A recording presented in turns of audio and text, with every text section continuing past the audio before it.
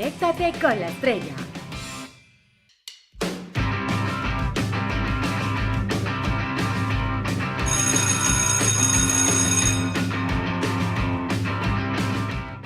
Howdy, my dear students. This is Mrs. Alfaro. Do you remember me? I'm your favorite English teacher. Welcome to your 10th grade English class. First, let me ask you, how are you doing this week? Are you okay? Are you great? Cool? Great, awesome. I like that answer. You are perfect, staying at home. Well, welcome again to your class. First, I have to send a best greeting, best regard, my best wishes to teacher Ronnie from Instituto Comercial Panamá. Thank you, teacher, for your messages of motivation, saying that you follow our classes, and thanks for using these classes with your students. Believe me, these classes are prepared with love and care for all of you, teachers and students. So let's begin, guys. Don't forget that we are in quarantine time. So the COVID virus is still here and will be here, we don't know for how long. So if you have to go out, wear your mask. If you need to go out, if you don't need, please stay at home. Wash your hands constantly. Remember, don't touch your face with dirty hands. That's very important, okay? Now, for today's class, you are going to learn new vocabulary related to natural resources. We are still talking about natural environment, okay? Our natural environment. Remember the first class we talked about ecology. Now today we are going to talk about natural resources. You are going to be aware of the importance of natural resources for human life, to interpret and produce language related to environment issues and solutions. Now let's get into our subject.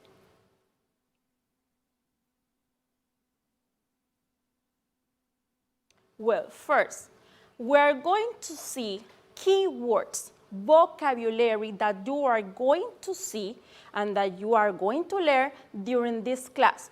Here you have the keywords that you are going to watch. I'm going to mention them, and now you are going to see what do they mean.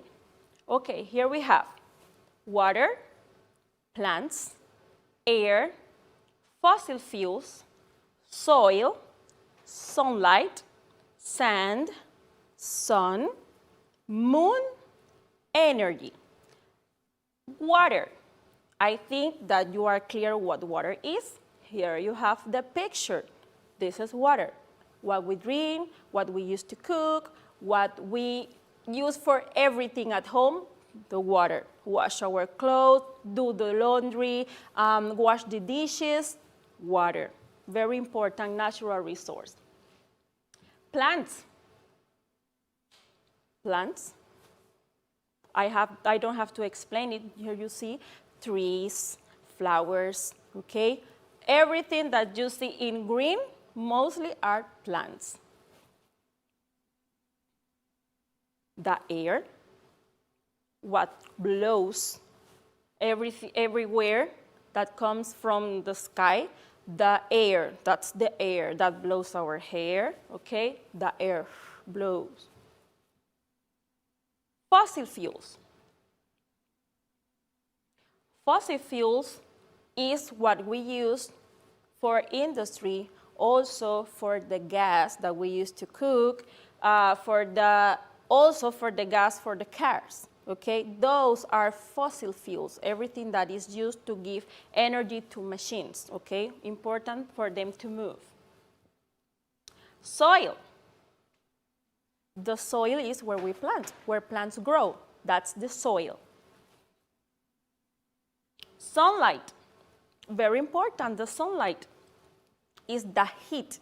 The rays of the sun is what makes the day, okay? The sunlight makes the day and gives us the heat.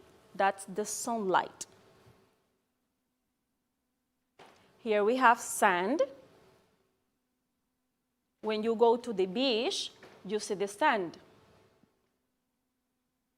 Okay? The sand that we see on the beach.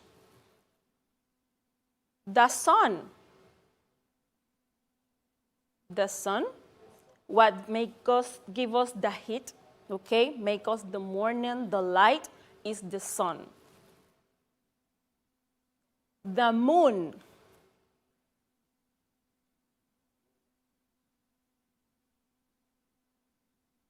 The moon, that we see it at night, okay? The moon, this is the moon. And energy. Here I showed you a picture about energy to relate it to electricity, right? Energy, electrical energy. Also, if we talk about energy in our bodies, when we move, we have energy to move because we eat, okay? But in this case, I took the electricity cables to show you energy. Well, now, all these words are going to be mentioned in our today's topic, natural resources. But you have a question for your teacher, maybe. But teacher, what are natural resources? Well, I'm going to explain you what are natural resources. Let's see what are natural resources and the scientific meaning of them.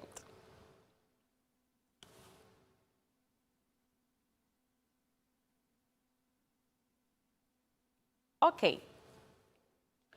What are natural resources, guys? Pay attention. Natural resources, I put this picture here, is what comes from nature, our natural environment, from the water, the trees, okay? Why resources? Because we use them to supply a need, a human need. As I explained you, the water, we use it to drink it, to wash, to take a shower. So it's a resource because it helps us to supply something, a natural need that we have, humans, also animals. Let's see. Natural resources, the scientific meaning, are materials or substances that people can use, which come from the natural environment. Examples of natural resources are air, water, wood. The wood comes from the trees. Remember, the wood is used to make chairs, furniture. That's why we use the wood from the trees. Oil, wind energy. In our previous class about ecology, if you remember, the wind energy is what I call, or I gave you the example of the wind park that we have here in Penonome 1 in the province of Coclé. We have a wind park, and there they produce wind energy that produces electricity.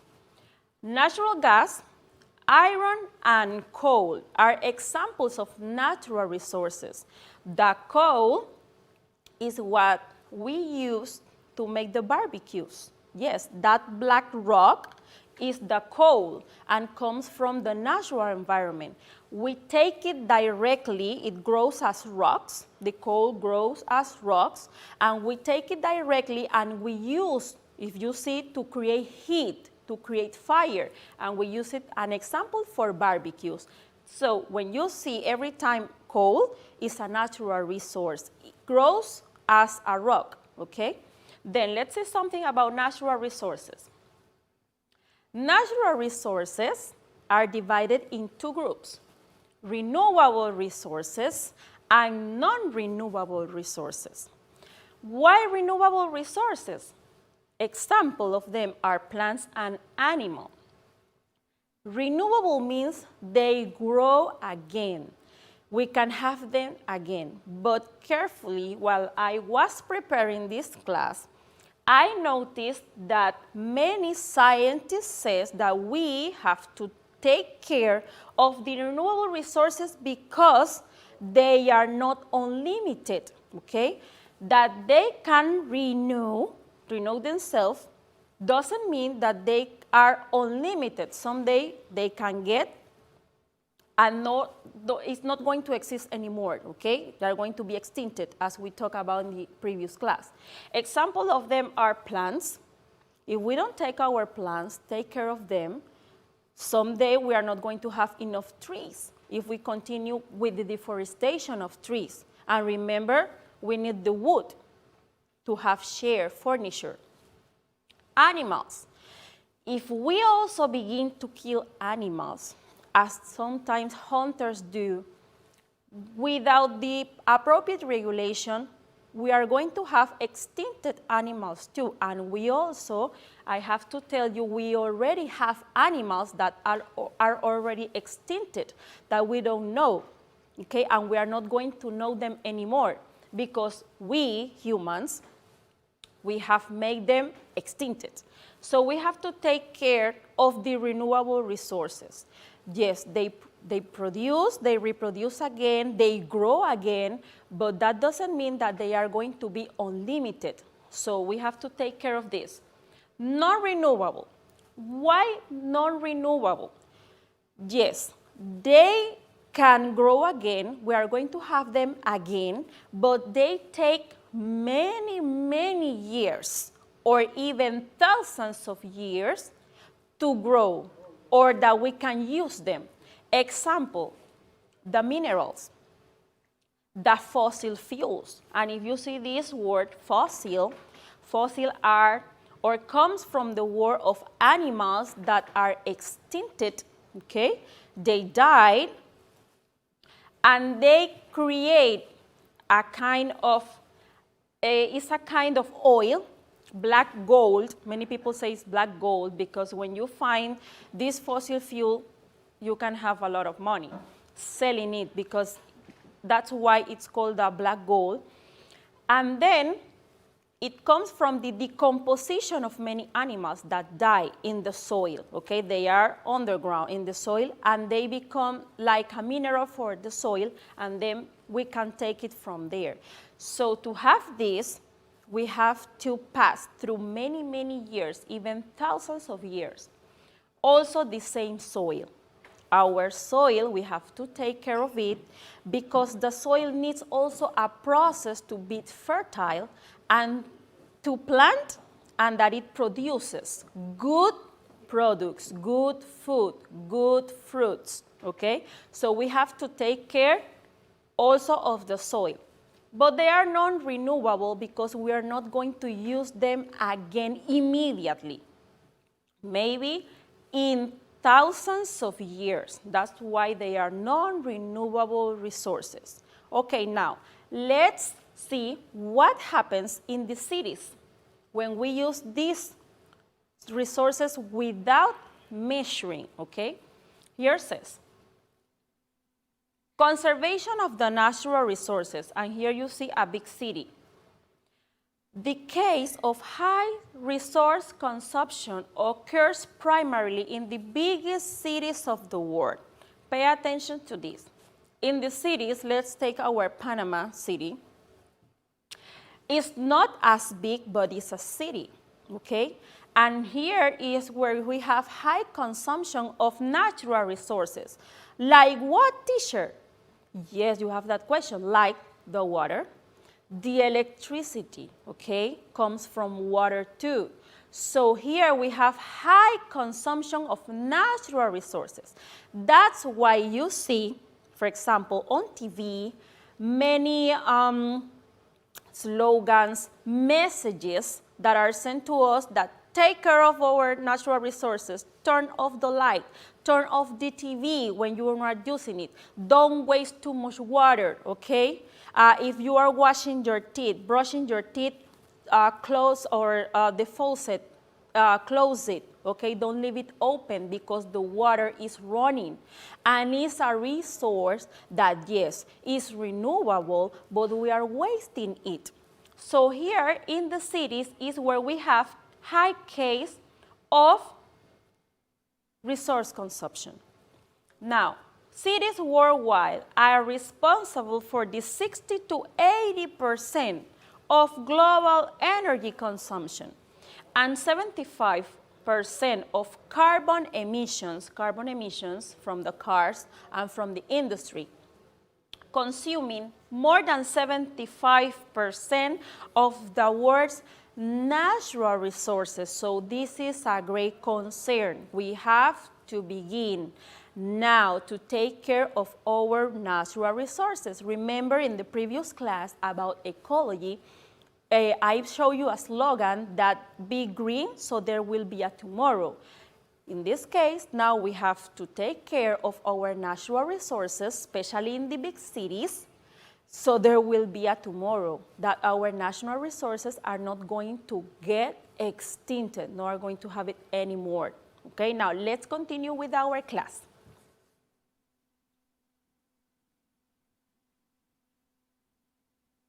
Well, talking about the natural resources, we have to write.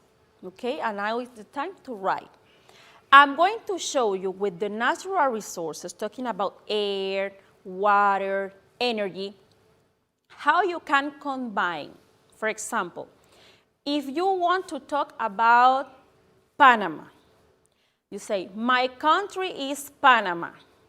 Panama is very beautiful.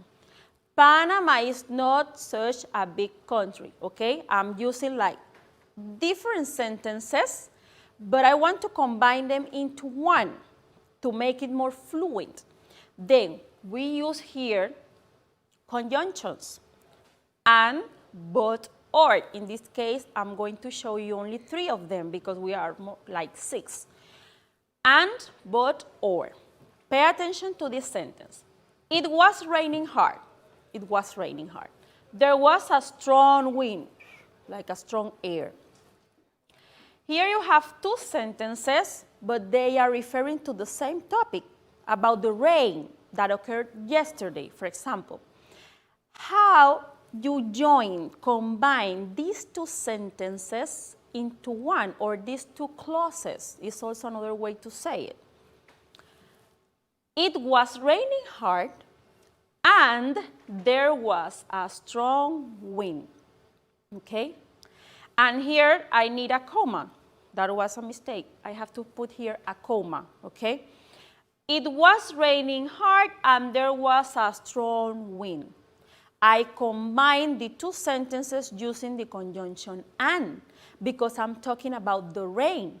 What else are you saying about the rain? That there was a strong wind, very strong wind. So you combine the sentences with and. Like you want to give more information, you use and. Now let's see another example. Water is an important natural resource. Colon. People are still wasting it. Colon. 2 different clauses, but talking about water, okay? Water is an important natural resource. People are still wasting it. Look at this, combined. Water is an important natural resource, comma, but people are still wasting it. What do I mean with the but? In this case, but is used to make a little bit more emphasis on the second clause. This doesn't mean that the first one is not important. Yes, it is. But this one, I want to highlight it, that pay attention.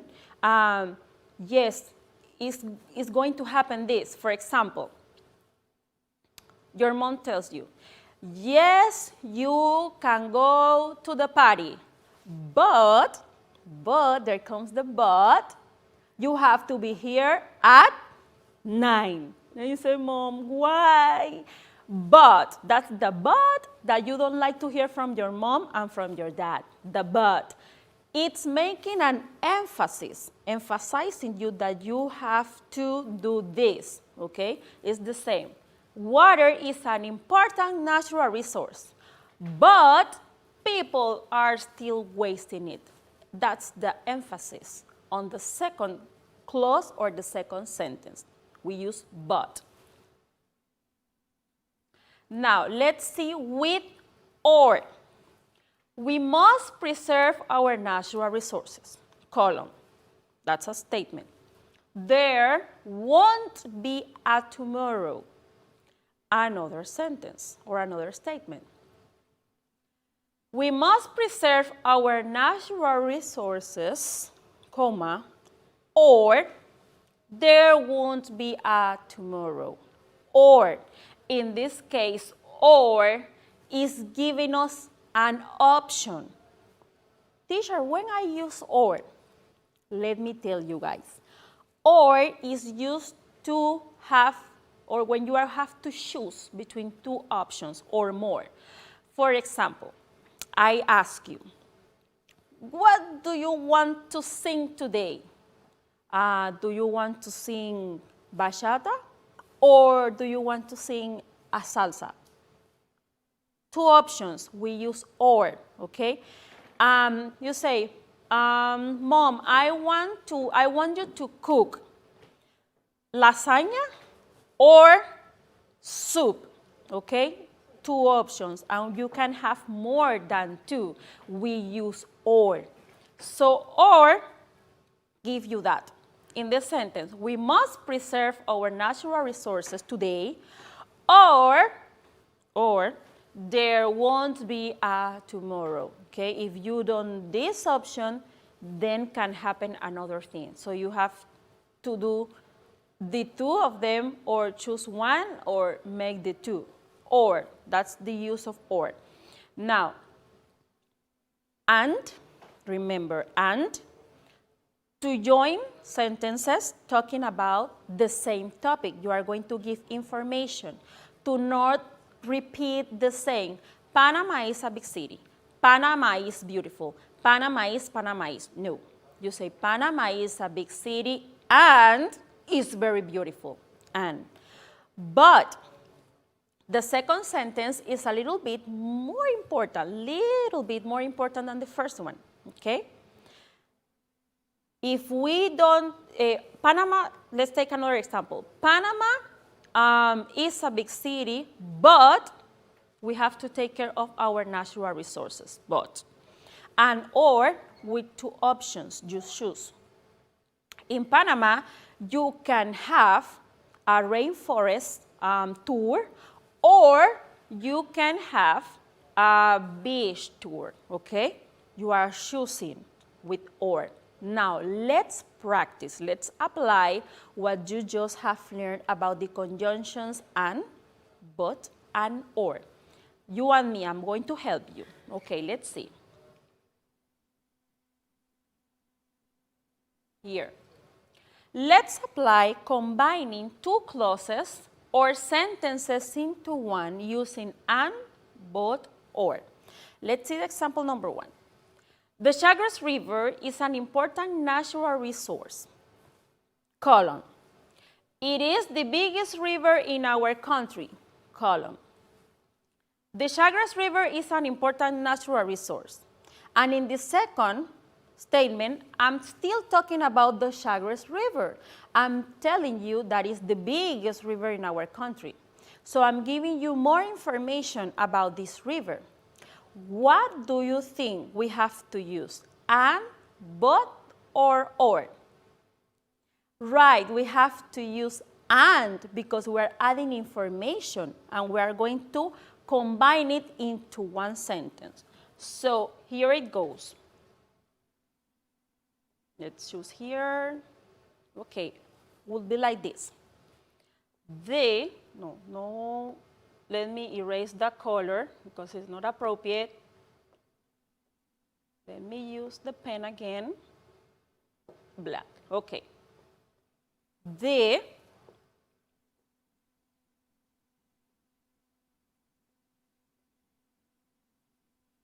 Chagres River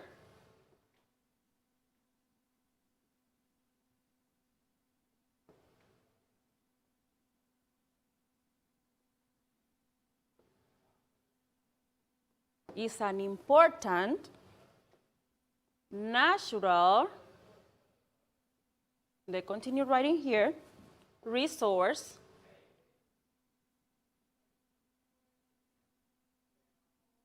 comma, let me erase here,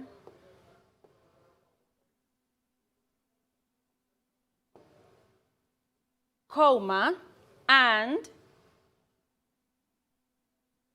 it is the biggest river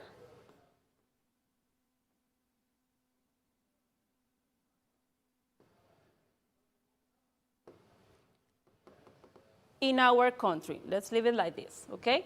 The Chagres River is an important natural resource, comma, and it is the biggest river in our country. Okay, now let's see number 2. Panama has a great biodiversity. Its name means abundance of fish and butterflies.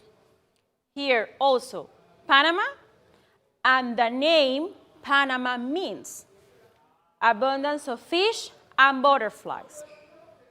What will you use? What would you use to combine these two sentences? And, but, or. Yes, right. And, again, because and is used to add more information. So it will be like this. Panama has a great biodiversity, comma, and its name means, and the same, name means abundance of fish and butterflies, okay? Here you join the two sentences into one. I'm sorry for my letter. I know that is not the most beautiful, but I'm doing my best, okay? That's my handwriting. Sorry for that. Okay, Panama has a great biodiversity, and its name means abundance of fish and butterflies. I blend the two sentences together. Is for you like not being like, I like how you are dressed. I like the way your hair looks. You use conjunctions to sound more natural. Let's see other examples. Let's look at these two examples. Number 3, water is a renewable resource. It doesn't mean it is unlimited, okay? I'm talking about water. And the second also refers to water. But pay attention. It's kind of giving you some information, something else that you have to pay attention to it. What conjunction will you use? And, but, or? Yes, right. But. Okay, but, because this one is a little bit more important than the first one, so it will go like this. Water is a renewable resource,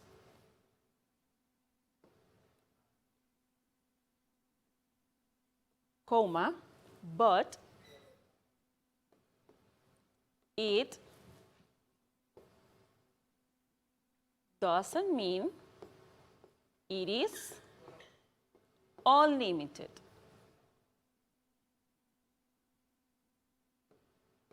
Okay, and colon.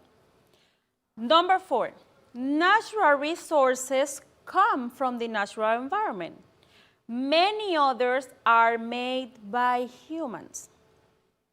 What will you use to combine here the two sentences? And, but, or? Yes, right. Again, but. Because here the second statement or the second clause talks about or give us an emphasis that other resources are made or processed by humans, by our hands, okay? So it will go like this. Natural resources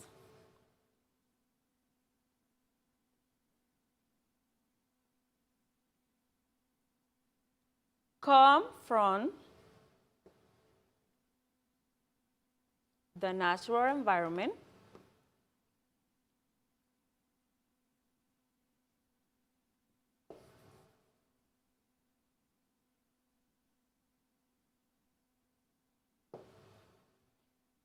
comma, but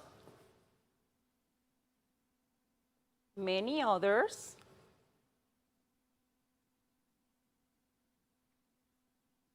are made, let's do it, are made by humans, okay?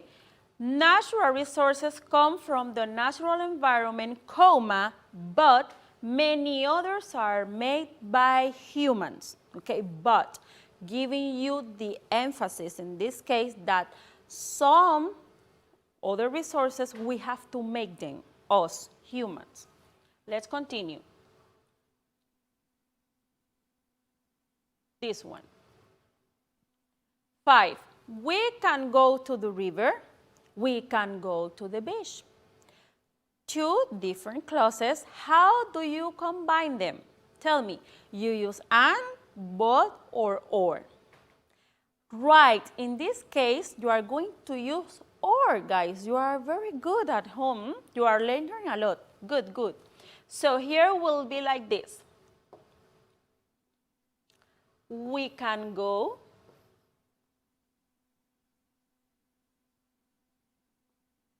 to the river,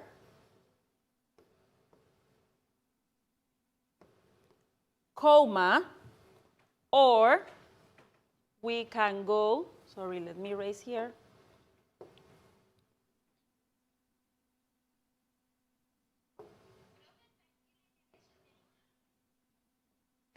Or we can go to the beach.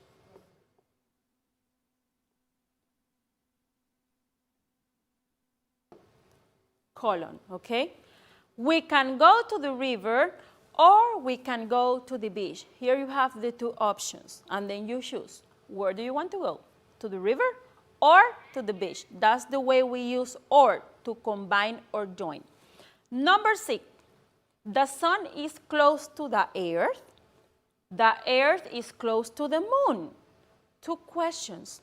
But how you use it into one? How do we combine them?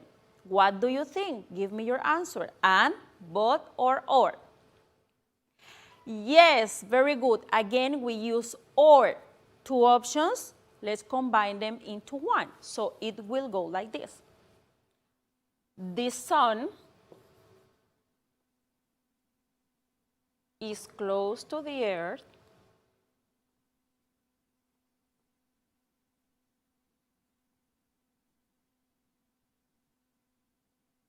Comma, or the earth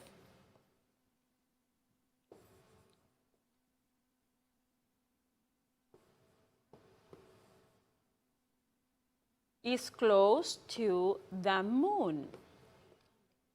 That's a question, for example, that you can make to yourself. You are thinking, what will be closer to the earth, the sun or the moon? Okay, that's the way you make the question. What will be closer? The sun is close to the air or the earth is close to the moon? That's the way I ask you using or, combining the sentences into one with or, options. Okay, now let's continue with our class. After you practice, you did a great job. Good job, guys. Let's continue. Remember that you have the conjunctions and, but, and or. Try to use it. Don't forget it at home. Try to blend the 2 sentences with and. Try to blend sentences with but. And try to blend sentences with or.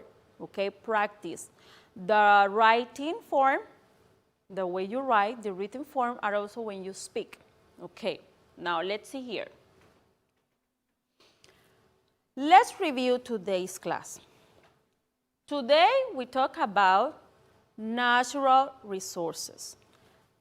Remember, we said they are renewable and non-renewable resources, and I gave you the example of plants and animals. Also, non-renewable minerals, fossil fuels, and soils. I told you that renewable resources someday can be unlimited, so we have to take care of them. We also talk about conjunctions and but or. Let's review. Natural resources are renewable and non-renewable. You see, I apply what we just learned. I join and talk about the same topic and use and. Panama has a lot of natural resources, but we must take care of them. Using but, emphasizing the second one. If you want to go to the beach, you can go to the Atlantic or you can go to the Pacific, or two options. Also, here you have another way to say it. You can go to the Atlantic or to the Pacific. You can use either the first one or the second form, where the one you feel more comfortable with, okay? You can use the complete clause or the complete sentence, the second one, or just eliminate, okay, the noun what you refer or talk about. So here, if you want to go to the beach, you can go to the Atlantic or you can go to the Pacific. If you want to go to the beach, you can go to the Atlantic or to the Pacific. So you see how you blend the sentences using your conjunctions. Try to use them at home, okay? Practice it, practice it. Now, for homework, do you remember the movie WALL-E? Yes, the previous class, I told you to watch WALL-E because WALL-E gives us a great message. Beautiful movie, very cute robot. Can be childish just for little boys and girls, but also give us a good message for us, okay? You, young, and us adults. Well, with the movie WALL-E, and if you didn't watch it, try to do it again, you are going to write 2 sentences using and, of whatever you see in the movie. 2 sentences using but, and 2 sentences using or. I remember you. And give more information. But you are going to emphasize on the second clause or the second sentence. And or, you are going to have 2 options, okay?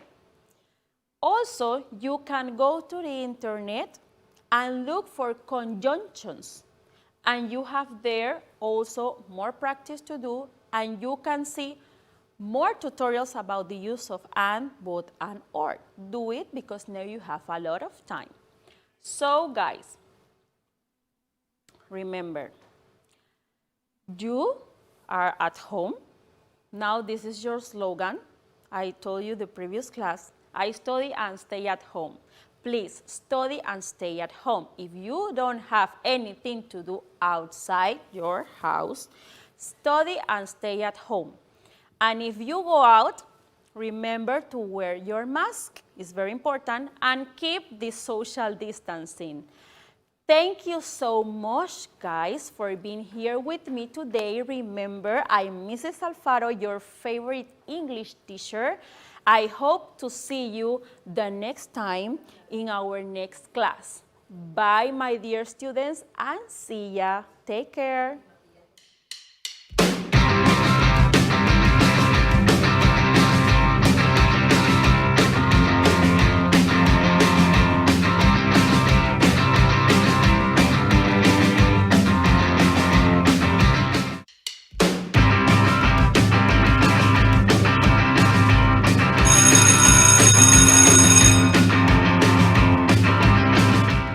Hi, how are you? It's teacher Katia Medina once again for you with the classes of 11th grade, English for 11th grade. Last class, we were working with used to and would, and we were working with personal traits. Now, we missed a video for that part. So we're gonna see that video today, and let me show you what else we're gonna do today.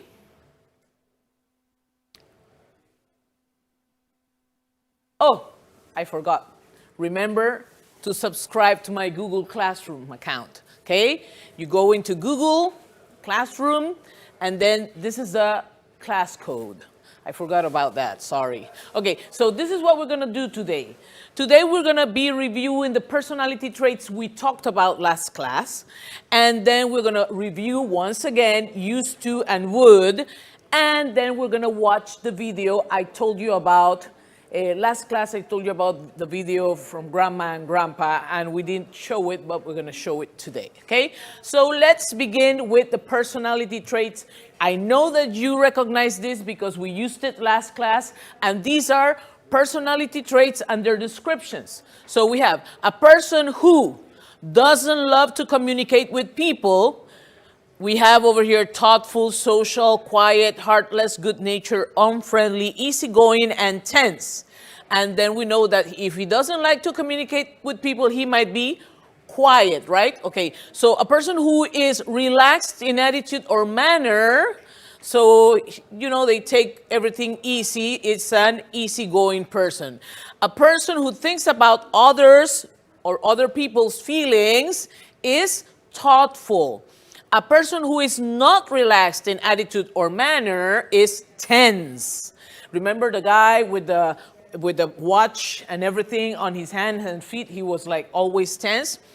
A person who is not nice and friendly to other people is unfriendly. I think another word was horrible. So you can say, oh, she's a horrible person, but not me. Okay, then we have a person who loves communicating with people is social, talkative, yes? A person who is nice and friendly to other people is good natured. Remember there was the guy helping the old lady with the supermarket bags? Okay, and then a person who doesn't think about other people's feeling is heartless. And there was a heart in blue, which is like cold, okay? Good. So, and we did some opposites, some practices where we said warm is, the opposite of warm is cold, the opposite of talkative is shy, the opposite of cheerful, gloomy, and the opposite of caring, cold-hearted. Pay attention because we're gonna do a little quiz on this, okay? Okay, so we have other personality traits. A person who doesn't like to work, we have frank, intolerant, deceitful, diligent, flexible, sluggish, undetermined, and confident. And a person who is sluggish is a person who doesn't like to work. A person who tells the truth is a person who is frank. And it's not Frank the name, remember, it's Frank. A person who is open to different views, open. So it's a flexible person. A person who doesn't tell the truth is deceitful. This is a very interesting word, deceitful. A person who tells you things, but they don't tell you the thing like correctly. They miss out words so you understand different things. A person who intends to reach his or her goals is a confident person, determined person. A person who doesn't know what they want, they're, undetermined, undecided, they don't know what they want. A person who loves working is diligent. My mother used to use that word a lot. Diligent, a person who finds ways of doing things. And a person who is closed to new ideas. They are not flexible. They are intolerant. And that is the person with the big padlock on their head. Okay. Other opposites, practice, remember this is a practice. Truthful, liar, flexible, intolerant, confident, indecisive, diligent, lazy. It's very important that you see that sometimes I change the words. So for diligent, I put lazy. So it's a person who doesn't like to work. And diligent is a person who likes to work, okay? So let's take a look at this practice. Over here we have some opposites of these over here. So what would be the opposite of cheerful? Cheerful, a person who is always happy. Which over here do you think is the opposite? Yes, gloomy. So a person who is not happy, you can say, she's always gloomy, like sad, okay? A person who is a liar is the contrary of liar is truthful. The contrary of intolerant, flexible, and we also have the word tolerant, okay? The contrary of shy is talkative. Indecisive, the contrary is confident.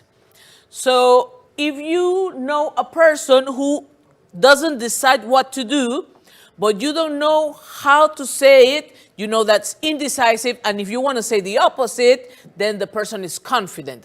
A lazy person is the contrary of diligent. And we have warm, the contrary is cold. And the person who is caring thinks about other people's feelings. And the contrary would be cold-hearted. Okay. This is regarding personality traits. Now we're going to go to a bit of a review on used to and would. We also saw this last class, but in order to take a look at the video and have an idea of it, we are going to look at it one more time. Okay, so we have to talk about regular or repeated actions in the past, we can use both, used to and would.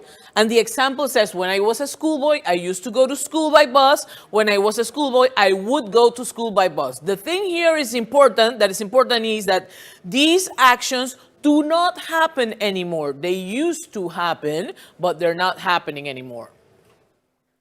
We have the structure for used to. So we have used to in the past, but when we use it in the negative, didn't used to, you use misses the D. And if you use it in the question, did you used to, once again, the verb use doesn't have a D, okay?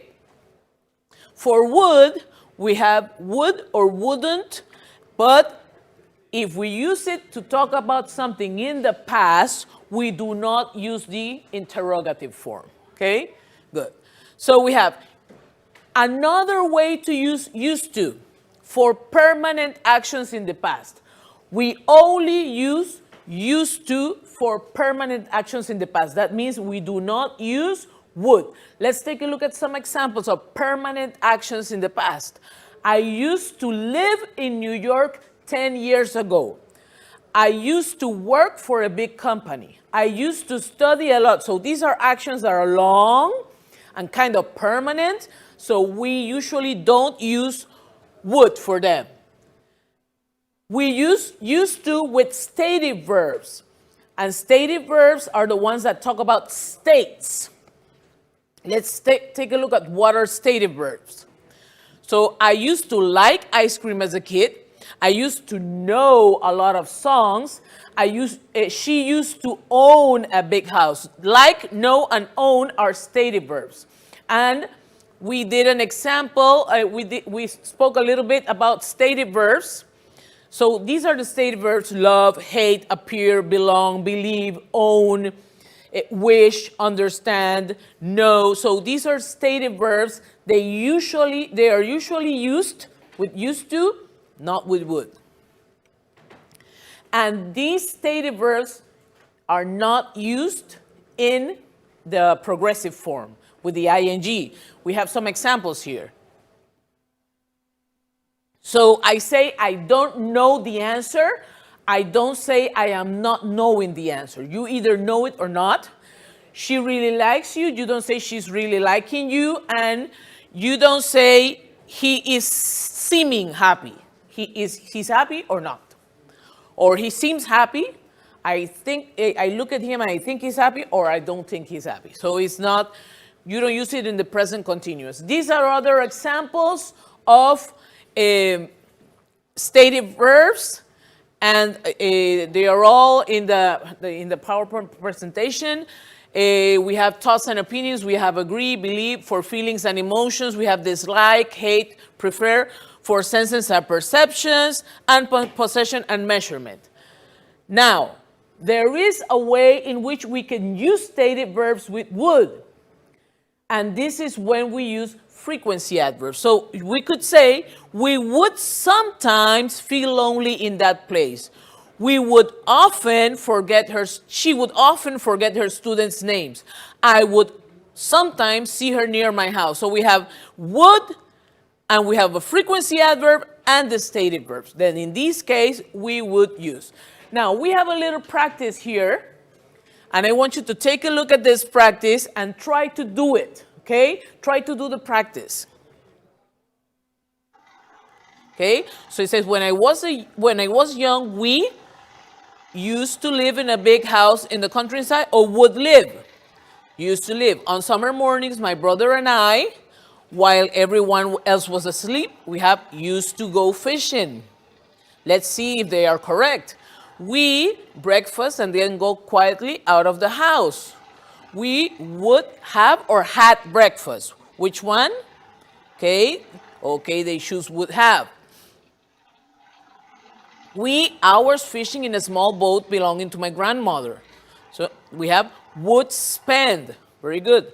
My brother, the names of all different types of fish. We have would know or used to know. Remember, a know is a stative verb, so we don't use it with would. We use it with used to. We would often fall asleep in the boat, and our father would come to find us. Was coming is not part of this grammar part.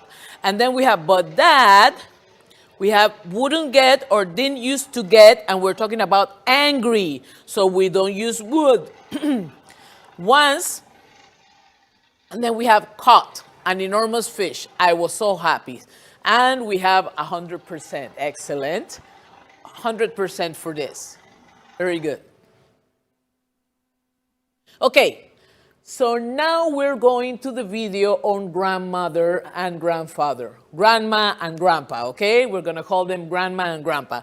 We're going to watch the video, and we're going to be working with some questions on the video. So please try to listen, and there are going to be subtitles so you can read also, okay? There we go.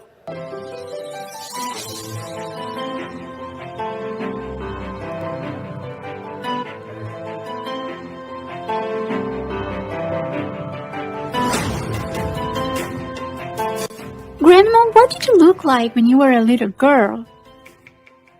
I was blonde, and I used to have long hair, just like you. And what were you like?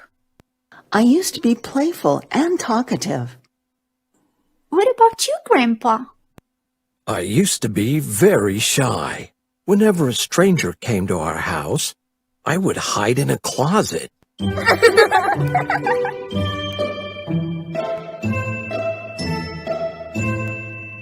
Did you used to have lots of fun when you were kids? When I was a child, I used to play hide and seek with my brother and my sister. It was my favorite game. I would also jump the rope with my friends, and we would often play moms and dads as kids. We played outdoors a lot. We also liked playing hopscotch. We used to draw the squares on the ground with chalk. Kids still play these games. That's unbelievable. What about you, Grandpa? My brother and I would spend the day walking around the neighborhood, visiting other kids on the block and playing games. We used to have wooden scooters, and we would ride them every day. Sometimes we would make paper planes. I have a scooter too, and I can also make paper planes. That's great. Excellent. So I hope you paid attention or read everything that Grandma and Grandpa spoke about, because I'm going to ask questions, okay? Good. So how did Grandma describe her hair and her personality? Do you remember? How did Grandma describe her hair and her personality? So she said, I used to have long hair. I used to be playful and talkative. So her description is have long hair, and her the way she was, her personality was playful and talkative. So if a friend of yours asks you, what was your grandma like when she was little? Then you can say this. Oh, my grandma used to have long hair, because we like to talk about our grandmas, right? And she used to be playful and talkative. So yes, if somebody, you can talk about your grandma this way, okay? Now let's take a look at grandpa. So how does grandpa describe his personality? I used to be very shy. I would hide in the closet. So if somebody asks you, what was your grandpa like when he was a kid? You can say, he used to be very shy. He would hide in the closet. You're missing a T there. He would hide in the closet, okay? Let's take a look at the other sentences they talk about. So, what games did grandma used to play when she was a child? She used to play hide and seek. She would also jump rope. They would often play moms and dads. They used to draw the squares on the ground. Okay, these are all sentences I just took from the video. Okay, so pay attention, because after I read this, I'm going to give you a little quiz. What did Grandpa used to do when he was a child? He would spend the day walking around the neighborhood. They used to have wooden scooters.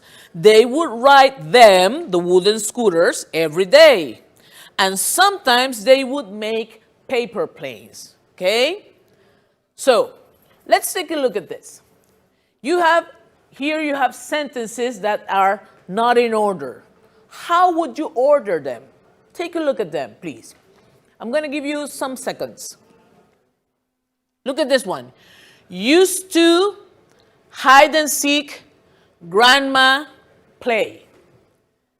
The other one, jump rope, would, she. And the other one, moms and dads, often, they, play, and would. Okay? Can you describe the sentence? Can you say the sentence?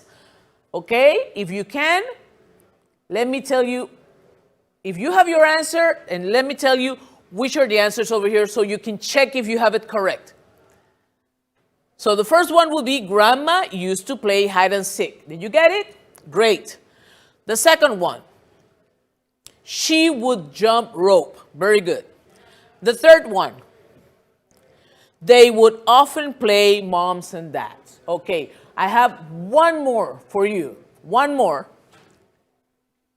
Look at this one. We have spend, around, would, d, walking, they, he, neighborhood. Remember, you have to try to order it from the sentences we already saw, okay? Then the other one, we have wooden, used to, scooters, they, and have. And the other one, we have paper planes, make, sometimes, they, and would. So how would you order the sentence? Are you ready? Okay, let's go to the first one. He would spend the day walking around the neighborhood. Very good. Let's go to the second one. They used to have wooden scooters. The last one. Sometimes they would make paper planes. Okay? Did you have any fairy tale books? Yes, sometimes my mother would read us some tales before going to sleep, but we didn't have too many books. Did you like any sport when you were kids? I used to take ballet classes because I wanted to be a ballerina. I used to play baseball. I was good at it and used to be selected as the #1 player. I was popular among my peers. Yay! Okay, so remember, I'm going to be asking questions about the video. Okay, this was a small part. This part talks about sports and what kind of sports they did when they were children, okay? So let's take a look at the sentences. And remember that after we take a look at the sentences, we're going to have a little quiz. So read. The first part says, sometimes Grandma's mother would read them some tales before going to sleep. Grandma used to take ballet classes. Grandpa used to play baseball.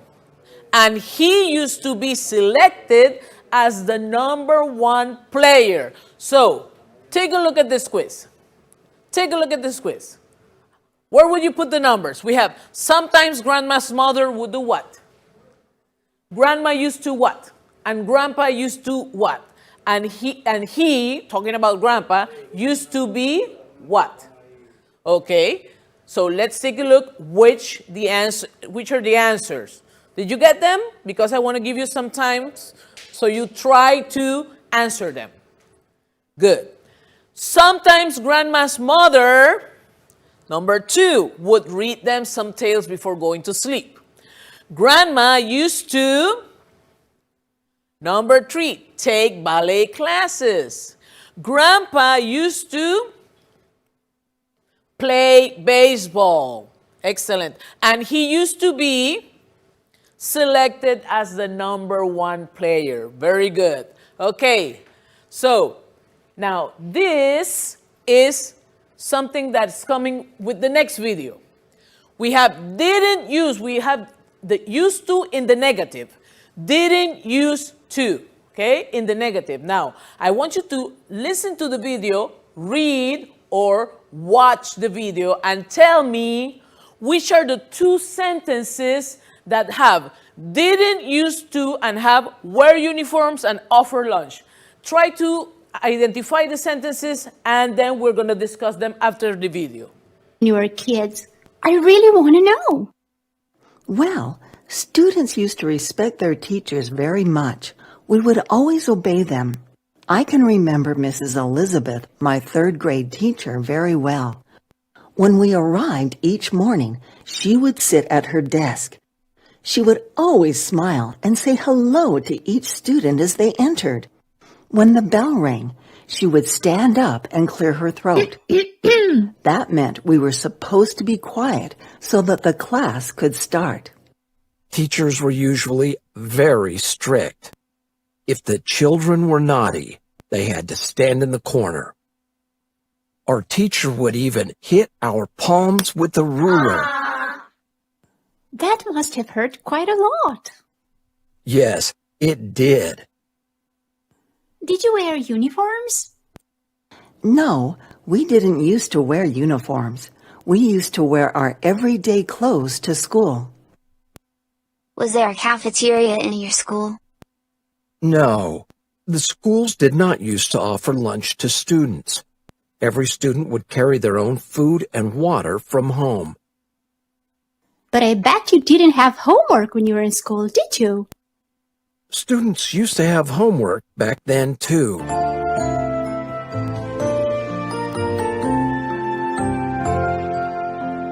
Really? Wow. Did you used to walk to school?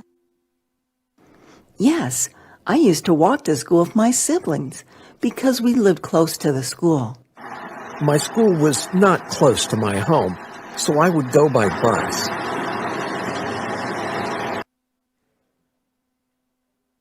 Okay, so did you get that?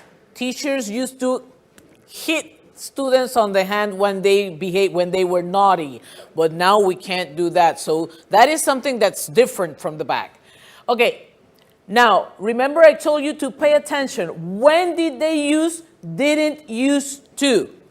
Okay, so the 2 sentences, I hope you got them right, are we didn't used to wear uniforms and the schools did not used to offer lunch. And this is interesting because in the first sentence they say didn't used to, and in the second one they separate it and they say did not used to. So you know that you can use both forms. Okay, good. Now, for this last part, I want you to pay attention when they talk about technology. They're going to talk about things that they used to do regarding communication, regarding music, and regarding TV. So now you're going to watch and please pay attention. Communication, music, and TV. What do they say about that? We have the video. Or a computer? No, of course not. There were no smartphones or computers back then. Really? Then how did you use to contact your friends and relatives? We used to go to a phone booth with lots of coins.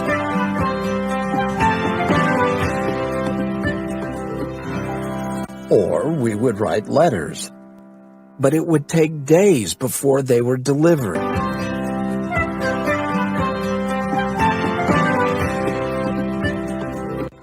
Life seems hard without technology.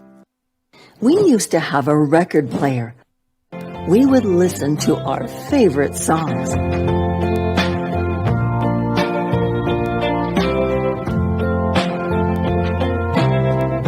What about TV? We had a black and white TV. I remember we would sit in front of the TV in the evenings watching movies.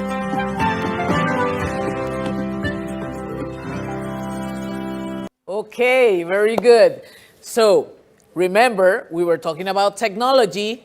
Let's see. Okay, so in communication, they say there were no, do you remember what they said about there were no regarding communication? They used to go, they would, okay? So there were no, they used to go to, and they would, I'm just giving you a hint, okay? Regarding music, they used to have, and it's not a CD, and they would listen to what? And regarding TV, they had, and they would sit. So let's see if the words that you said are the ones that are here. There were no smartphones or, I say smartphone, computers, okay? There were no smartphones or computers. They used to go to a phone booth. So the phone booth is a place where you have a public phone. We call it here in Panama, a public phone. But I don't think we have many public phones around, okay? And they also, to communicate with people, they would also write letters, okay? Write letters. And the only bad thing is that it took a long time. Now we have email, right? So everything goes fast. So regarding music, they used to have a record player. So a record player used to play, it was like a CD, but a big CD, okay? And you had to play it with a needle, okay? And then they have music, they would listen to their favorite songs. And regarding TV, they had a black and white TV, and they would sit in front of the TV in the evenings and watch television, watch movies, whatever program was on the TV. Now, very important. I want you to take a look at this, were and had. I didn't use used to here or would. These are verbs that are in the past. Yes, were and had, because when we talk about the past, we can also use verbs in the past. For our next class, we are going to talk about verbs in the past. We're going to talk about the simple past. And before that class, I am going to give you a little hint of what we're going to take a look at for next class, which is the simple past. I want you to pay attention to the video. It's very short because that same video is going to be showed next class, the whole video, and we're going to be talking about the simple past. And we're going to be looking at a lot of verbs. So you have to be ready. So let's take a look at the video. GoEnglish.tv. The past simple. How do we form the past simple? Affirmative.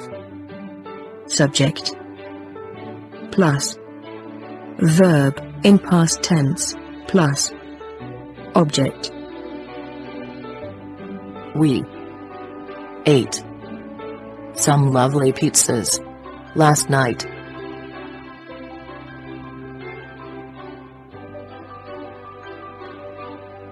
Conjugating the past simple. Affirmative.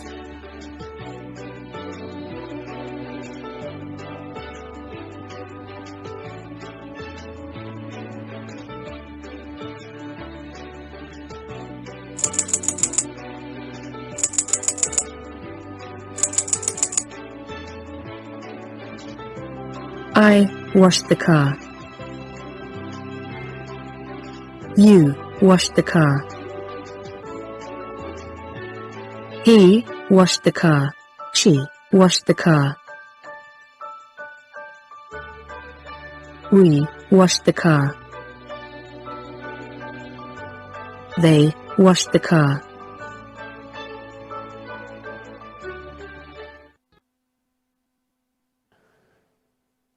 So this is a very little video, and it's about what we're going to be looking at next class, which is the simple past. And simple past is kind of tricky because we have regular verbs and irregular verbs. And regular verbs have a way of being in the past, of being written in the past, and irregular verbs is another thing. And I have a song for you to learn all the irregular verbs. It's a kind of long song, about 4 minutes, but it has almost all irregular verbs in it, and you're gonna like it. So, but before that class, I have a little homework for you here. So we're going to remember the interview, the used to interview. In my Google Classroom, I already have 15 students in my Google Classroom from Conéctate con la Estrella, and they have a homework. They have to write a composition with used to and would. They have to interview someone and give me a picture of the person they interview. So I hope I get some compositions for next class. And then we are also going to talk about people from the past. So because we're going to use verbs, we're also going to talk about important people from the past. So think about your favorite person from the past.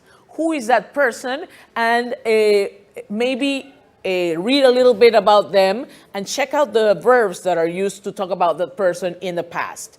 And we will see each other next class. Remember the homework, and remember to stay safe, stay at home, and always wash your hands and be with the people you love.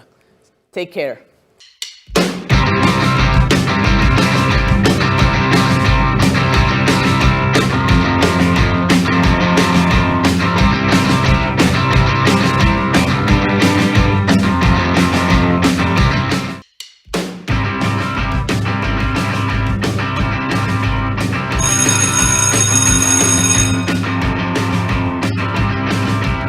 Remote work is the future of work. Alexis Ohanian, Reddit, is the co-founder of Reddit. Hi guys, this is Teacher Notice, your 12th grade teacher. Today's class is about telecommute. What is telecommute? Look at here, working from home. Before I start the class, I would like to explain something really important. We have synonyms. Do you remember what synonyms is? Okay. The synonyms are words that are written differently, but they have almost the same meaning. In this case, telecommuting, work from home, teleworking, and remote work. What do they have in common? Work outside the office. It means that you can work in your house, you can work at a park, in a shop store, in a coffee store, anywhere, okay? Outside the office. Let's review once again. Telecommuting, work from home, teleworking, and remote work. You will see all these words together during this class because I want that you relate them. They have almost the same meaning, okay? Working outside the office. So let's start. As you know, that we are in a pandemic situation. There are things that we have to do outside and jobs that we have to do in our house. So let's brainstorm. Think of jobs that you can do and from home and jobs that you can't do from home. Can, can't, okay? Let's see. Accounting, graphic design, teaching. Accounting, graphic design, teaching. You can do that job. Jobs that you can't do: security, office work, cleaning. Security, office work, and cleaning. You can't. It means that you are not able to do it. This is a modal verb, can and can't, that I wanted to explain to you. That is a modal, that is grammar, part of grammar. That is, can is used to express ability to stay or say something that is possible. You have an ability. It says, I can speak Spanish. It is possible for me to speak Spanish. It's the same if I say I have the ability to speak Spanish. So in this case, it is the affirmative statement, and you use can. Can. Let's see, for negative form, to form the negative, we need to add not. Not after can to form one word. The word is cannot. We can also contract the negative form can't. Do you remember previous class? In the previous class, we were talking about the formal writing. It means that cannot, this one that is here, cannot, can be used in formal writing, while can't is used for informal writing because of the contraction. So can't is the same thing as cannot. Example, I cannot play the piano. We can't go to the cinema tonight. Did you listen? It says can and can't. Let's see. This is an example, two examples, but applying to the class, to what is the topic right now. It says modal verb can, can't. I can type 160 words per minute. You are able to do that. I can't hear you, sir. Please speak louder. I can't hear you, sir. Please speak louder. It means that I can't do it. I'm not able to do it. Let's move on. As a COVID, you know, we have this situation, the COVID-19. There are companies that are sending their employees home because they want to stop spreading the virus, and also they want to protect their employees. So here is when we say, what is teleworking? What is teleworking? What is telecommuting? What is remote working? It is the same thing. So let's listen to the video, watch the video, pay attention because they will have some interesting things to say. What is teleworking? Teleworking means working from home or remotely using modern technology and telecommunications to remain in touch with your employer or business. Teleworking allows individuals to work either at home, a local cafe with Wi-Fi, or at a local telework center for 1 or more days each week, or full-time. Somebody who teleworks, that is, works remotely, is known as a teleworker. Teleworkers use communication tools to perform their duties from remote locations. Since the advent of the internet, the percentage of employees who telework, either permanently or part-time, has increased significantly.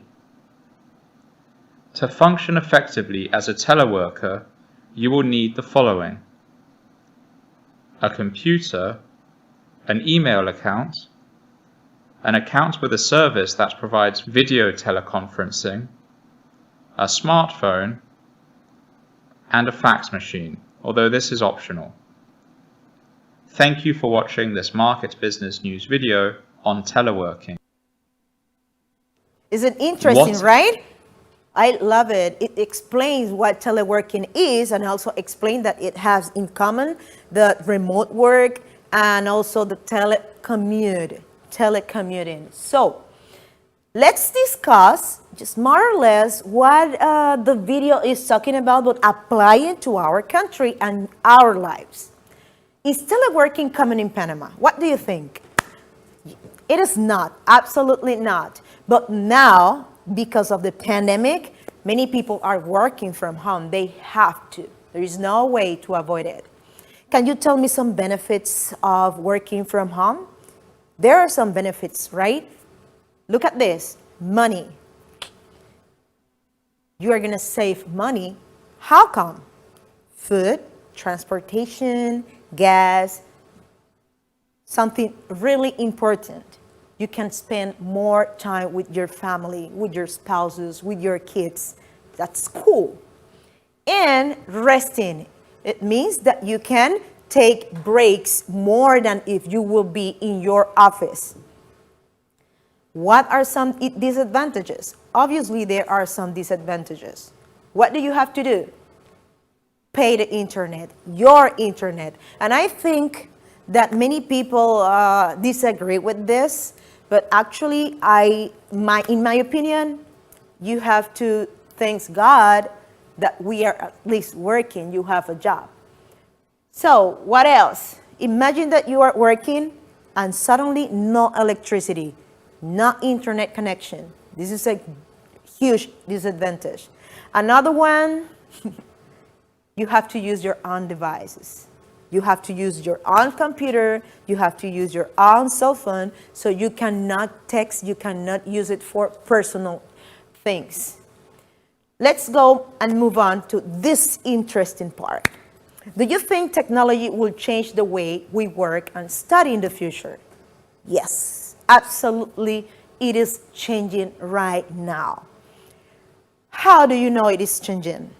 People will work and study from home. It means that you have to become friend with technology. Do not avoid technology. You have to use technology. You have to learn how to use platforms in order for you to get a job and to study and learn many things. Also, you have to have your time organized. And obviously, you have to have discipline, because you need to complete your task, not only for your work, but also for your studies, university, school, whatever. And here it comes to what I do. All teachers do. This is an example of how the world is changing. Distance learning. What do you see in this picture? The left, you can see a teacher in front of the students, and it is not floor, it is a cell phone. What does that mean? It means that the teacher is using platforms in order for the students to learn more things. What platforms? Remember that we talked about the platforms last week. We have Zoom, Google Meet, that they are virtual meeting platforms. Also, we have WhatsApp. Believe me, you can teach. As a teacher, we can get communication with our kids, with the parents, with all students.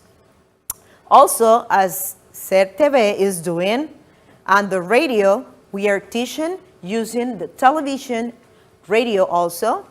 And there are 3 platforms, important platforms now.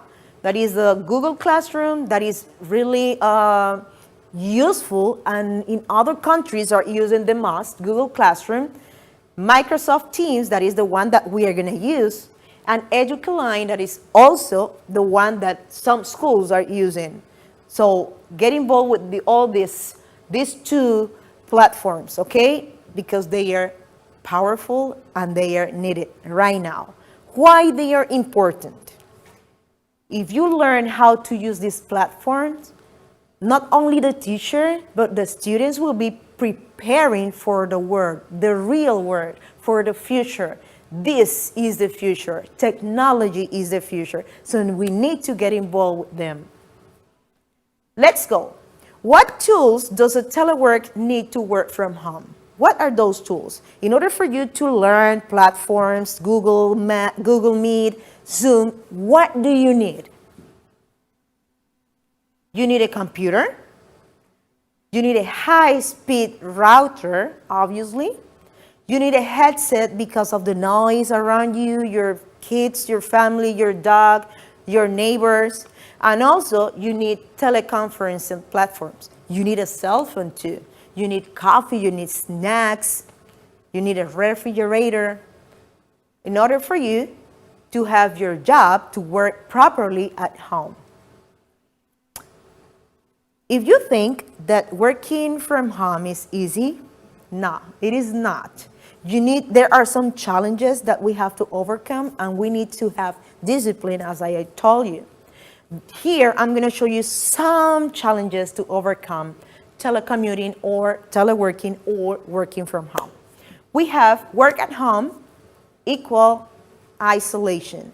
It means that you feel lonely because you are accustomed to talk to your partners, to your friends, to your coworkers, but you cannot do it anymore. So you feel like, oh no, who I want to say this? I would like to say something to someone. I want to talk, but you can't.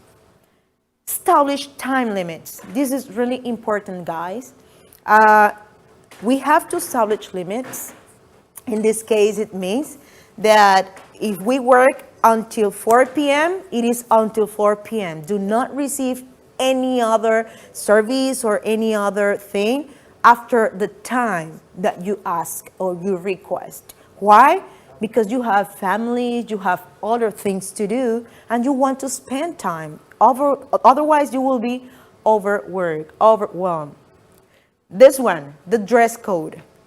Have you seen how people just get dressed while working at home? It's interesting, right? Just the blouse or the shirt is cool, and they wear shorts or jeans or whatever. So important to have a dress code. Fear the fridge. What does that mean? It means that be careful with the fridge. It is a kind of monster because you want to just go and open it and eat and eat and eat. So you are not saving money then. Overly social. This is the opposite of isolation. You are working. You are doing your tasks. You shouldn't go to social medias. It was what we were talking last week too. Stop overly social. It's not correct. You have to be focused on your job. Try to be focused on your job and do not get distractions from the social media. Another advantage or things that you have to overcome is the overwork. You feel overwhelmed. You have to take short breaks. Short breaks, just stand up, breathe, drink water, take a snack, drink juice, do something that you can feel relaxed because sometimes you need it. It is not easy what is happening now, so we have to handle it in the best way.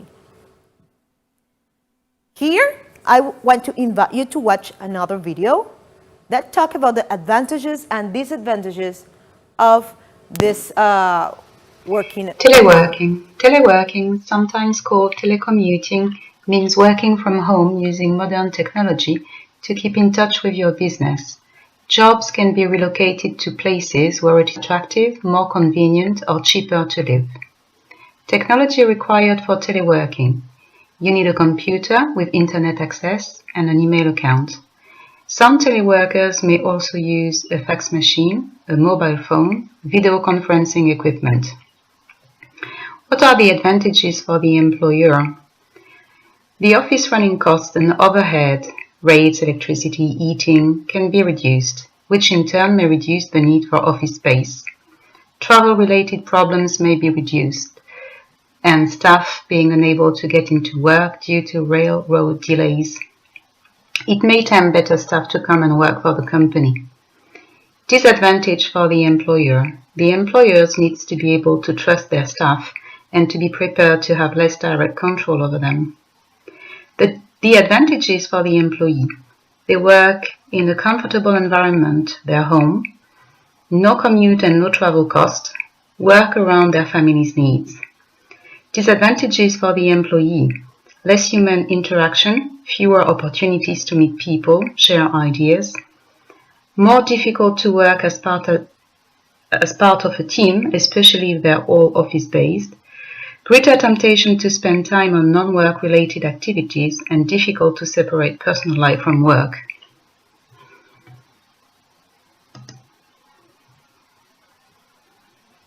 Wow, same things that we have talked about, right? The advantages and disadvantages of working from home.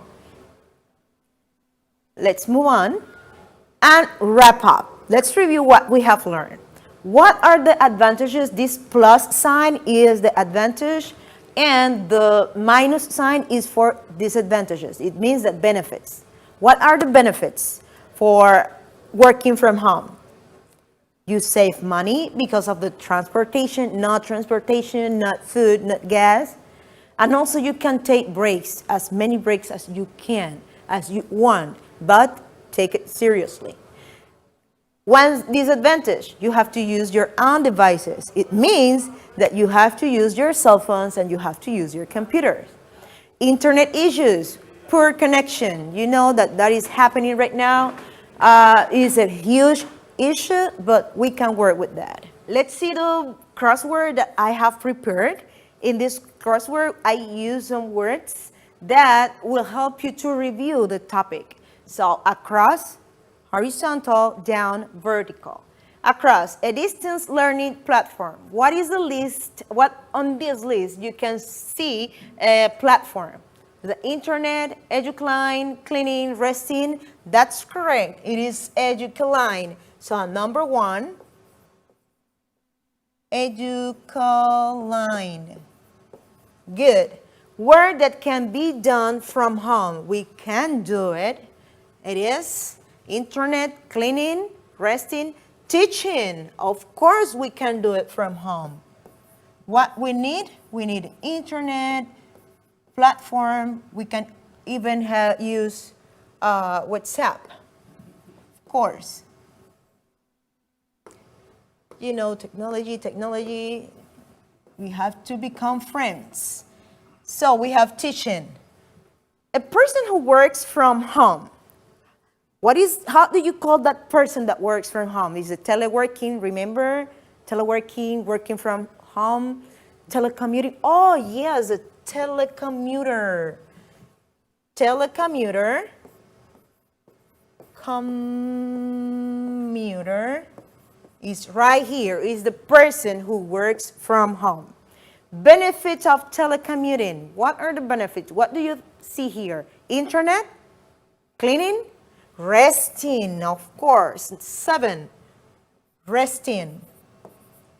Resting is taking breaks. Tool needed for telecommuting. What tools do you need? You need your devices like computer, computer and cell phone. In this case, it's gonna be computer. Let's go down. A challenge to overcome. What challenges do we have to overcome while working from home?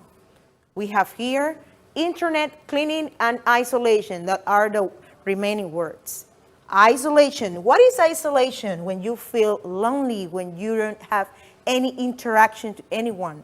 So number 2, isolation. Great. It's really important to be connected. What is important to be connected while working from home, obviously? That's right, internet. Internet is really important, otherwise you can't work. And work that can't be done from home, it is cleaning. This is a janitor.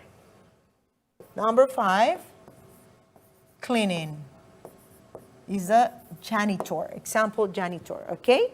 So we have complete all our crossword. Let's check If it is right. That's right. Teaching. Let me erase so you can see, not my mess. I'm sorry. Let's see if it is correct. We have completed, we did it right, but I want you to see properly the correct ones. When you go to the Instagram, then you will have all this stuff there. And you can continue practicing. Do you see?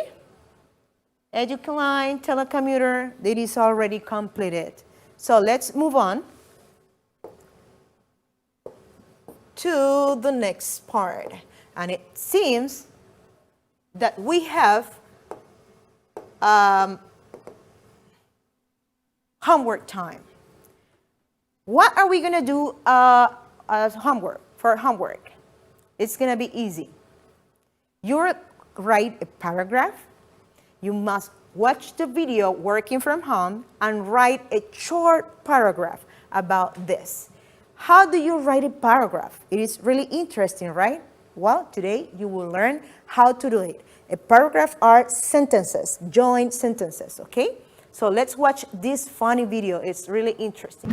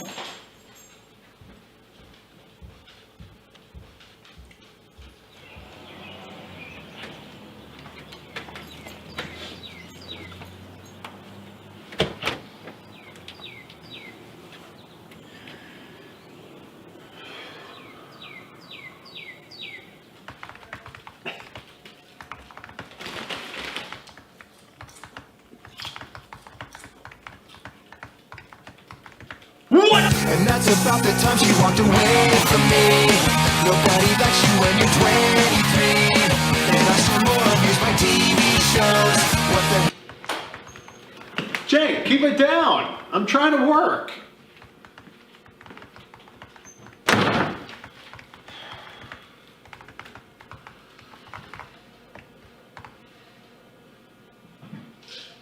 You say something? That's about the time she walked away from me. Nobody likes you when you're 23. And I saw more of use my TV shows. Hey, what do you think about the video? These three guys were working from home, but one was misbehaving.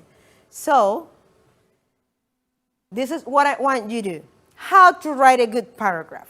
A paragraph, remember, that are sentences. Look at this picture. You have a hamburger, right? The paragraph is written in this way. You need first the introduction or the topic sentence. In this case, is the number one. It's going to be the bread, okay? The number two is support or explanation. It means that the details that support the topic's sentence. In this case, the hamburger, meat and toppings like lettuce, tomatoes, cheese, ketchup, pickles, etc. And the number 3 step is the conclusion. The conclusion is one sentence just to wrap up or summarize what you have said. It is a button bun. It means also the bread. So, this is a practice. Introduction or topic sentence. You need to write a paragraph about a specific topic. I gave you already the topic. I want you to talk about working from home. A question will be asked to help you think about ideas for a paragraph. In this case, the question is going to be, why are people working from home now? Why are they working from home? That is that first question, okay? So you have to answer this question. It's going to be easy to have the topic sentence. The first sentence should answer the question very directly. It means direct to the answer. Number 1. Let's go to supporting sentences. The supporting sentences explain what you wanted to say in the topic sentence. After answering the topic, you need to give more information, more details. It means that you will use the WH questions that we have studied so far. Why or why not people are working from home? Explain your answer, just a little bit details. Describe, if you are able to describe, do it. How you do something or you did something. Why? What should you do in case of something happened? These are examples of questions. So I'm going to give you the questions so you can be guided to how to answer and write the sentences. Number 2, do you think that everybody can be a telecommuter? Why or why not? This is for your paragraph, remember. Number 3, what are the benefits and disadvantages of telecommuting? We have talked about that a lot. What are the benefits? You know, saving money and those stuff.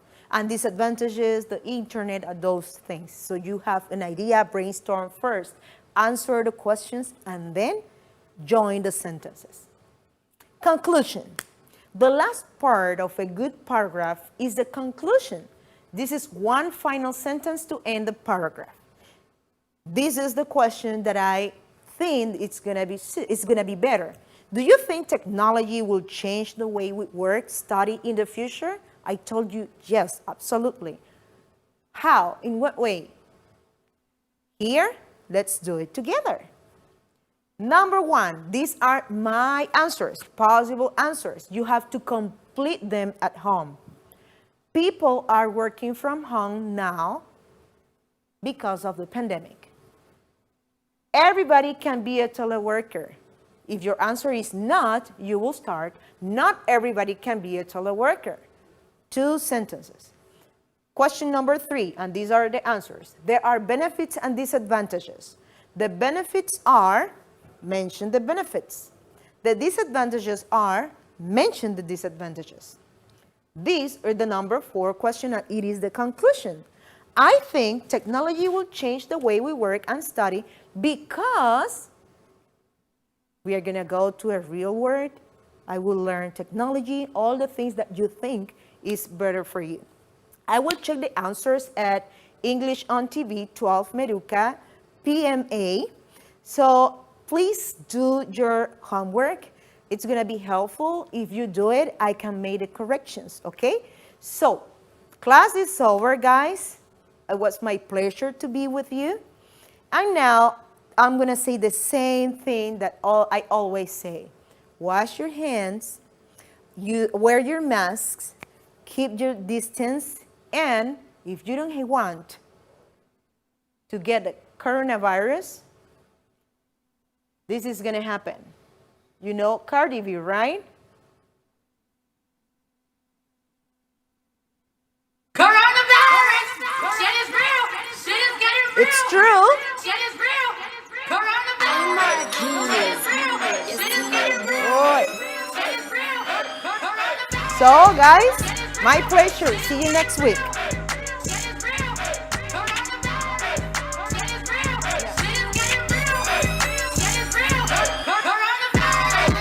Aprende en casa a través de la televisión.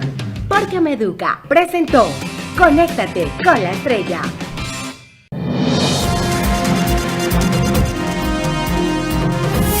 40% de los hisopados en Arraiján resultan positivos de COVID-19.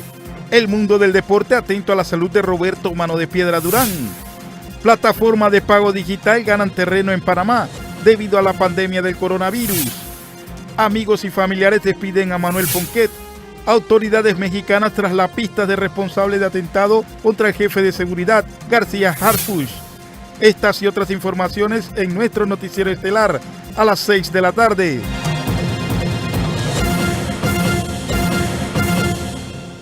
El libro de Ana. Campaña Protégeme.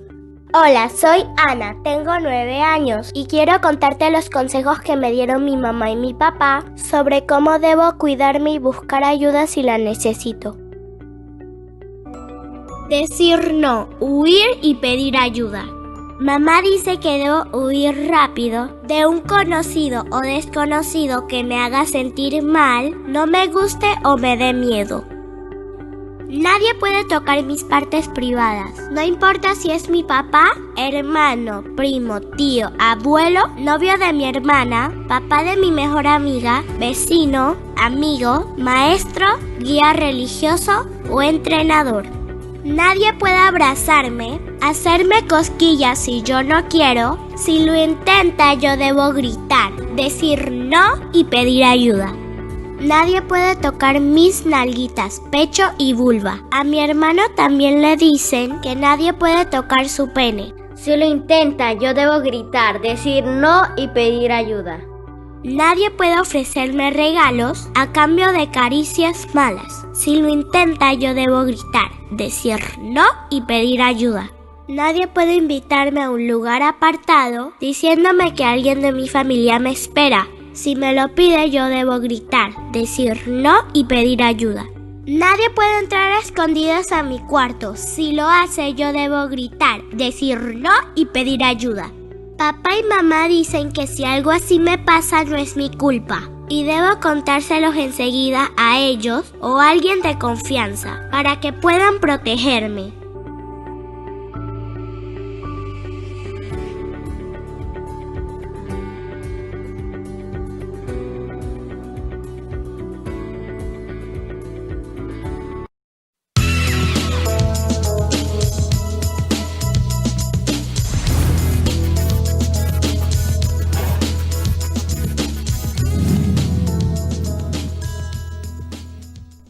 En estos momentos y en otros momentos de nuestra vida no tenemos el privilegio de irnos al viaje. ¿Por qué el viaje es tan importante? Porque el viaje te saca radicalmente y de una sola vez del problema.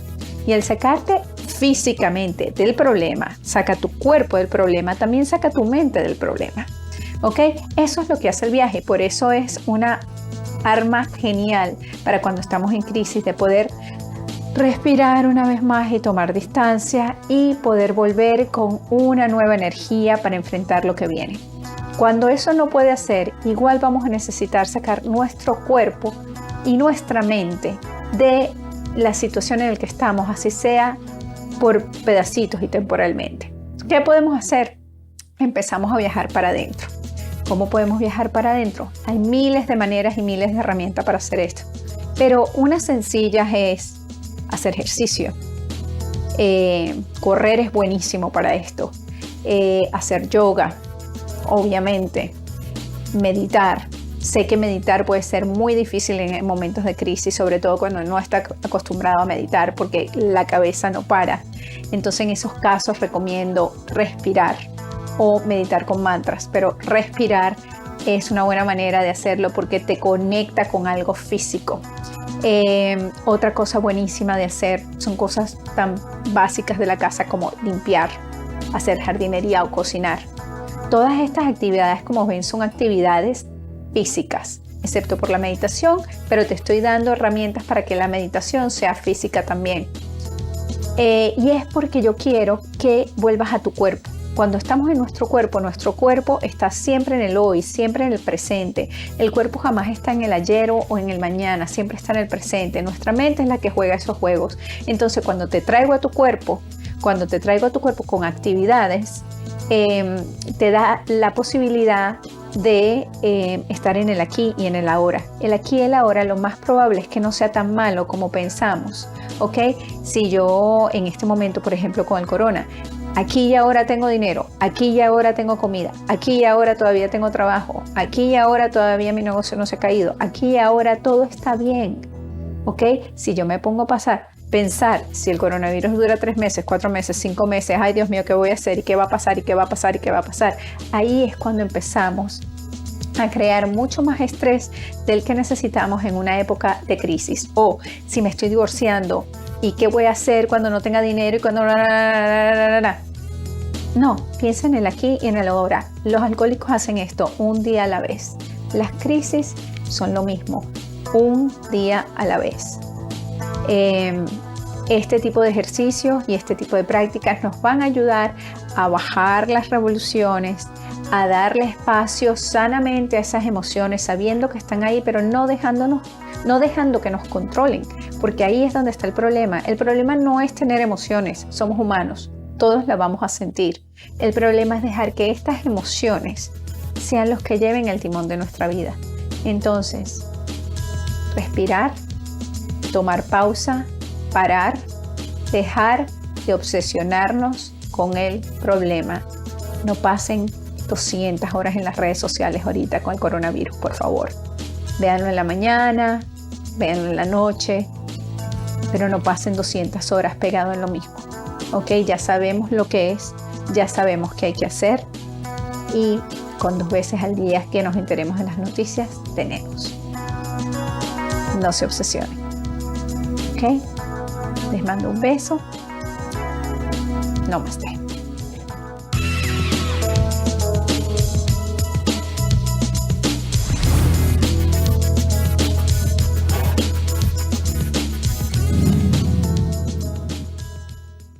Los 12 ganadores de las 3 generaciones de Talempro y 12 personalidades panameñas juntan fuerzas activando el Talempro Challenge para sumar recursos con el propósito de que los centenares de niños que ya están siendo alimentados por Fundación Puertas Abiertas se conviertan en miles a lo largo del país como plan de emergencia por la crisis del COVID-19. En la categoría canción hacen equipo Aidis y Emilio Regueira, Marian e Iván Barrios, Francisco y Nando Boone. Suma tu parte ya en talempropanamá.com. El momento de cuidarnos y protegernos es ahora. Recuerda lavar bien tus manos con agua y jabón o gel alcoholado. Utiliza siempre tu mascarilla. Mantén una distancia mínima de 2 metros en cada conversación. Es importante tomarte la temperatura. En caso de sentir algunos síntomas señalados por nuestras autoridades, llama a los números de emergencia indicados por el Ministerio de Salud. Recuerda, cuidándonos, nos protegemos. Un mensaje de SER TV. Empieza a disfrutar ya de RTVE Play con el primer mes gratis. Tus series y películas te esperan.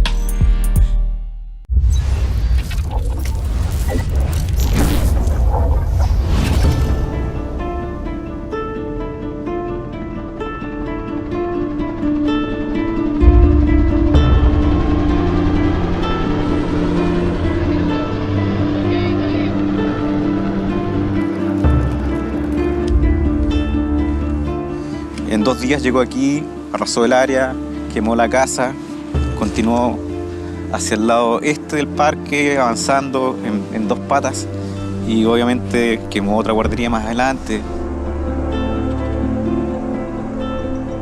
La montaña se protege sola. La montaña nadie